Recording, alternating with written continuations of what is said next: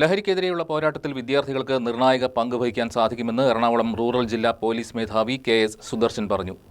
Rural ജില്ലയിൽ തിരഞ്ഞെടുത്ത തൂഫാൻ വാരിയേഴ്സിന്റെ പ്രഥമയോഗം ഉദ്ഘാടനം ചെയ്ത് സംസാരിക്കുകയായിരുന്നു അദ്ദേഹം. മയക്കുമരുന്നിനെക്കുറിച്ചുള്ള വിവരങ്ങൾ കൃത്യസമയങ്ങളിൽ പോലീസിനെ അറിയിക്കണമെന്നും ഈ വിവരങ്ങൾ രഹസ്യമായി സൂക്ഷിക്കുമെന്നും എറണാകുളം റൂറൽ ജില്ലാ പോലീസ് മേധാവി കെ.എസ്. സുദർശൻ പറഞ്ഞു. എറണാകുളം റൂറൽ ജില്ലയിൽ തിരഞ്ഞെടുത്ത തൂഫാൻ വാരിയേഴ്സിന്റെ പ്രഥമയോഗം ഉദ്ഘാടനം ചെയ്യുകയായിരുന്നു അദ്ദേഹം.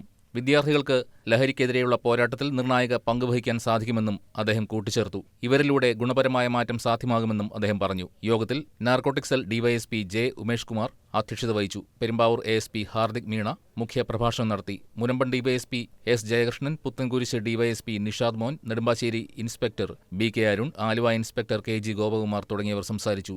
വിദ്യാർത്ഥികളുടെ സംശയങ്ങൾക്ക് ജില്ലാ പോലീസ് മേധാവി മറുപടി നൽകി. റൂറൽ ജില്ലയിലെ പോലീസ് സ്റ്റേഷനുകളുടെ കീഴിൽ വരുന്ന വിദ്യാലയങ്ങളിൽ നിന്നാണ് തൂഫാൻ വാരിയേഴ്സിനെ തിരഞ്ഞെടുത്തിരിക്കുന്നത്. ഇവർക്ക് പ്രത്യേക പരിശീലനം നൽകും. റൂറൽ ജില്ലയിൽ 33 കേസുകളാണ് ഓപ്പറേഷൻ തൂഫാന്റെ ഭാഗമായി ഇതുവരെ രജിസ്റ്റർ ചെയ്തിരിക്കുന്നത്.